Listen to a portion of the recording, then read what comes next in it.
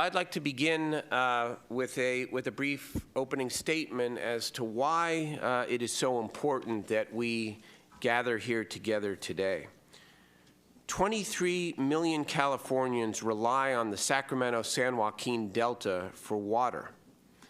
Science shows that the Delta is dying from pollution and neglect. Water is being rationed, jobs are being lost, and fish are becoming extinct. The simple fact is this, and I think it's indisputable. California cannot grow its prosperity and jobs if we cannot ensure a reliable supply of water. That's why we are here today. We cannot make it rain, but we can share, we can store, and we can save water more effectively. The goal of this conference committee is to further develop legislation that does all three.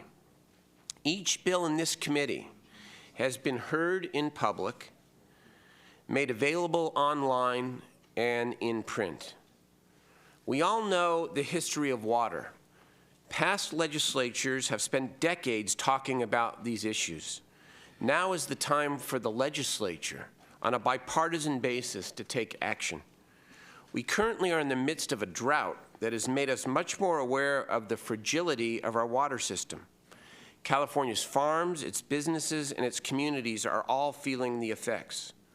Over the longer term, in order for our state to grow and to preserve our quality of life, we have to find more effective ways to manage our water supply.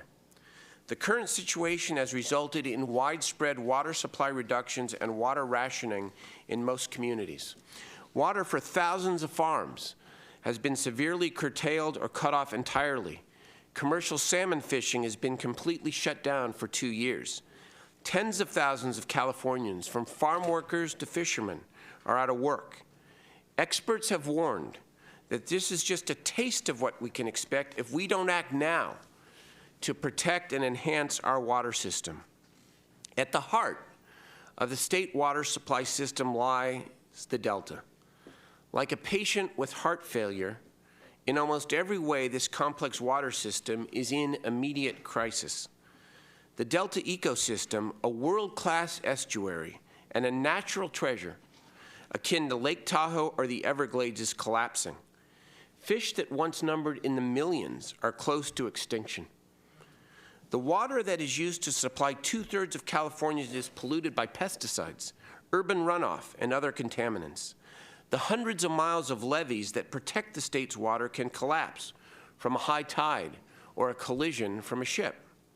Scientists, blue ribbon panels, and public policy experts all tell us that the basic plumbing that feeds our farms and our cities can be cut off by a single earthquake or severely damaged by floods or by sea level rise. We cannot stake our economic and environmental future on a house of cards. The status quo is unacceptable. Inaction increases our risk and further degrades the environment. Delay and indecision doesn't mean that things will stay the same or get better. It only means things get worse. We have spent years, if not decades, talking about these issues. We've conducted studies, convened stakeholder groups, and experimented with a range of options. We've held hearings, written legislation, set up legislative select committees, convened special legislative sessions, and held many, many press conferences. The time for all that, it seems to me, has now passed. We have assembled the first truly comprehensive legislative water package in years. The package includes more efficient water management for our cities, the environment, farmers, and fishermen, greater protection for the unique ecosystem of the Delta, and reliable water supply for economic growth. Financing these improvements is an essential part of any final package. And just so there's no misunderstanding about the scope of the committee, we have scheduled a finance discussion for Friday and will not complete the conference process until we have a robust finance package. This is the most comprehensive package of water legislation in many decades in California, since Pat Brown and the legislature approved the State Water Project back in the 1960s. To those who say slow down and wait, or who say these bills are being considered in the dead of night or behind closed doors, I say the following. It's only 9:20 in the morning. But besides that, we've held 12 hearings over the last 9 months, including 2 half-day hearings just last week. Each and every bill in this package has been reviewed in some form in Policy Committee, in joint policy hearings and in informational hearings. Several have passed at least one house of the legislature. For the first 7 months of this year, the Speaker and I set up bipartisan, bicameral working groups of key legislators that met twice weekly, heard from an array of water experts and the administration's water staff. The authors of the bills themselves have convened hundreds of hours of meetings and drafting sessions to hear from all stakeholders and work on their concerns.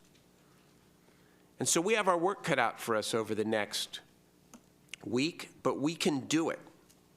The Conference Committee and the legislature as a whole will spend the next week determining if we can bridge our differences for the greater good of the people of California. And in the end, there will be enough in a comprehensive package in a way that I am confident that we'll be able to move forward successfully.